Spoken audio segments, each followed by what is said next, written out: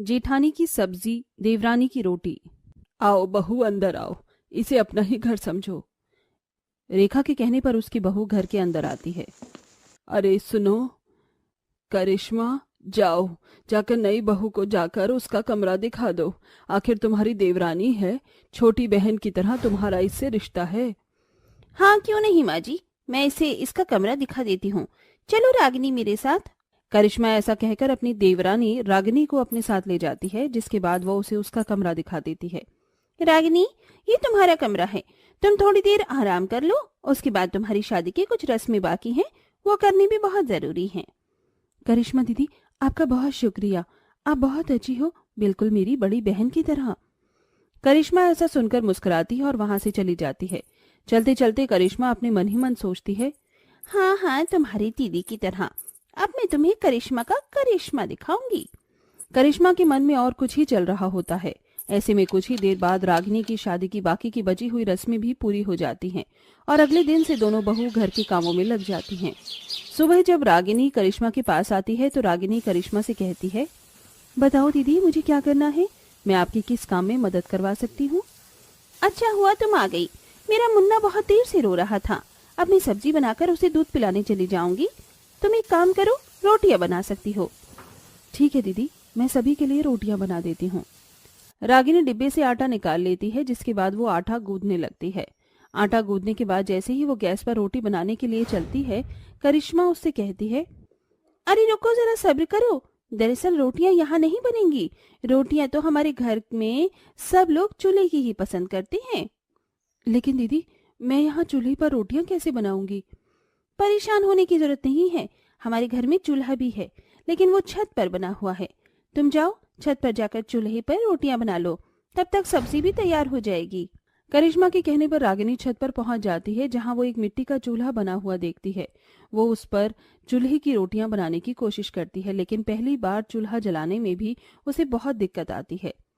चूल्हे पर रोटियां बनाना तो बहुत ही मुश्किल काम है, लेकिन मेरे लिए कोई काम मुश्किल नहीं है। मैं चूल्हे पर रोटियां बनाकर ही रहूंगी। रागिनी बहुत ही मेहनत और लगन के साथ चूल्हे पर बहुत ही प्यारी प्यारी रोटियां बनाकर लेकर आती है। जब सभी लोग खाना खाते हैं तो चूल्हे की बनी हुई इतनी साफ सुथरी रोटियां देखकर सभी लोग बहुत खुश होते हैं। ये चूल्हे की रोटियां तो बहुत ही स्वादिष्ट हैं। और देखो, इनके ऊपर जरा भी राख नहीं लगी। किसने बनाई हैं ये रोटियां? नई बहू रानी ने बनाई है रोटियां। कमाल है रागिनी, तुम्हें तो बहुत अच्छी रोटियां बनानी आती हैं। मैं तो कहता हूँ कि अब से तुम ही रोटियां बनाना। तारीफ सुनने के बाद रागिनी को खुशी तो बहुत मिलती है, लेकिन वो ये सब याद करने लगती है कि इतनी सुंदर और साफ सुथरी रोटियां बनाने के चलते कितनी बार उसका हाथ जला था। अरे अरे, अगर इतनी स्वादिष्ट रोटियां लगी हैं तो खाओ ना, और ये लो। रागिनी और करिश्मा सभी को पेट भर कर खाना खिला देती हैं। इस प्रकार सुबह और शाम की रोटियां करिश्मा अब रागिनी से ही बनवाने लगती है।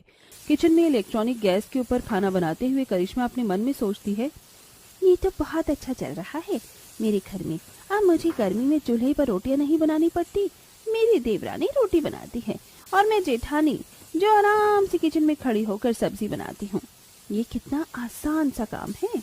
करिश्मा मन ही मन मुस्कुरा रही होती है तो वहां बेचारी रागिनी छत पर धुएं में रोटी बना रही होती है। पता नहीं ये कैसी लकड़ियां हैं जो जलने का नाम ही नहीं ले रही। कहीं ये गीली लकड़ियां तो नहीं? ओहो, तभी तो ऐसा हो रहा है। अब तो यहाँ और भी कोई लकड़ियां हैं ही नहीं, मुझे इन्हीं के सहारे रोटियां बनानी होंगी। रागिनी की आंखें धुएं से लाल हो जाती हैं। वहीं करिश्मा घर में आराम से काम करके चूल्हे से अपना पीछा छुड़ा लेती है।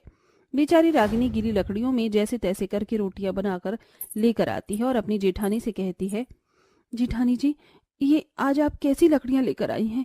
इन लकड़ियों से तो जरा भी रोटियां नहीं बन पा रही थी। बहुत ही मुश्किलों से मैंने रोटियां बनाई हैं। दरअसल मैंने ध्यान नहीं दिया था, मुझे माफ करना, अगली बार से सही लकड़ियां लेने चलेंगे। धुएं की वजह से रागिनी को खांसी भी हो जाती है। अब रोजाना ही बेचारी रागिनी से चूल्हे पर गर्मी में रोटियां बनवाई जाती थी, जिसके चलते रागिनी बहुत ज्यादा परेशान हो जाती है और वो ये भी समझ जाती है कि उसकी जेठानी घर के आसान काम खुद करती है और उसे हर मुश्किल काम करवाती है। एक दिन करिश्मा अपने कमरे में बैठकर अपनी माँ से बातें कर रही होती है। अरे माँ, जब से वो बुद्धू लड़की इस घर के अंदर आई है तब से आपकी बेटी को बहुत आराम मिल रहा है। कोई भी मुश्किल काम मुझे नहीं करने पड़ते, सारे काम मैं उसी से करवाती हूँ और घर में सबसे कह देती हूँ कि सारे काम मैंने किए हैं। सब लोग मेरी तारीफ भी करते हैं। लेकिन बेटी, किसी के साथ ऐसा नहीं करना चाहिए। ओ माँ, आप भी ना, अब मुझे लेक्चर मत दो। मैं जेठानी हूँ उसकी, मैं उसे काम करवा सकती हूँ। चलो अब मैं फोन रखती हूँ, बाद में बात करूंगी। करिश्मा ऐसा कहकर फोन काट देती है, जिसके बाद वो नहाने के लिए चली जाती है। लेकिन कमरे के बाहर रागिनी ये सब सुन लेती है। अच्छा, तो ये बात है। मेरी जेठानी कुछ ज्यादा ही चालाकी दिखा रही हैं। अगर मैं घर के सारे काम करने के बाद भी तारीफ नहीं ले पा रही हूँ और मेरे हिस्से की सारी तारीफ मेरी जेठानी ले रही है, तो तारीफ के साथ साथ मेहनत भी उन्हें ही करनी चाहिए। रागिनी ऐसा सोचकर अपने कमरे में जाती है, अपना सारा सामान पैक करती है और अपने मायके चली जाती है।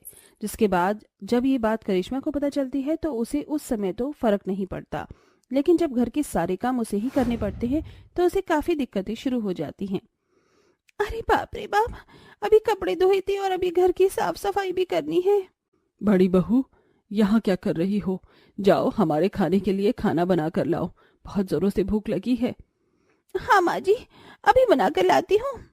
करिश्मा रसोई में जाकर खाना बनाने लगती है, लेकिन तभी उसका छोटा मुन्ना रोने लगता है।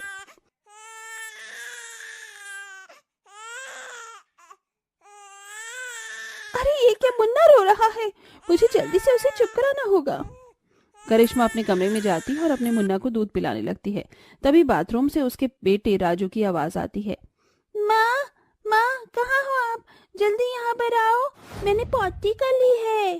पहले तो करिश्मा जैसे तैसे अपने मुन्ना को चुप करवाती है और उसके बाद बाथरूम में जाकर राजू को पॉटी साफ करती है। जिसके बाद वो अपने हाथों को अच्छे से धोकर किचन में पहुंच जाती है। वो सभी के लिए नाश्ता बना ही रही थी कि तभी उसका पति तरुण आकर उससे कहता है, क्या हो गया है तुम्हें? कल तक तो तुम में काम करने में इतनी फुर्ती थी और आज तुमने सब गड़बड़ कर दी और तुमसे घर के काम नहीं हो रहे हैं। अपने पति के ये शब्द सुनते ही उसे अपनी देवरानी की याद आ जाती है। अरे ये क्या, मुन्ना रो रहा है? लाओ, मैं इसे चुप करवा देती हूँ, इतने आप थोड़ी देर आराम कर लो। बहुत शुक्रिया रागिनी तुम्हारा, इसने रो रो कर मेरा बुरा हाल कर दिया है। तुम इसकी चाची हो, तुम ही संभालो अभी से।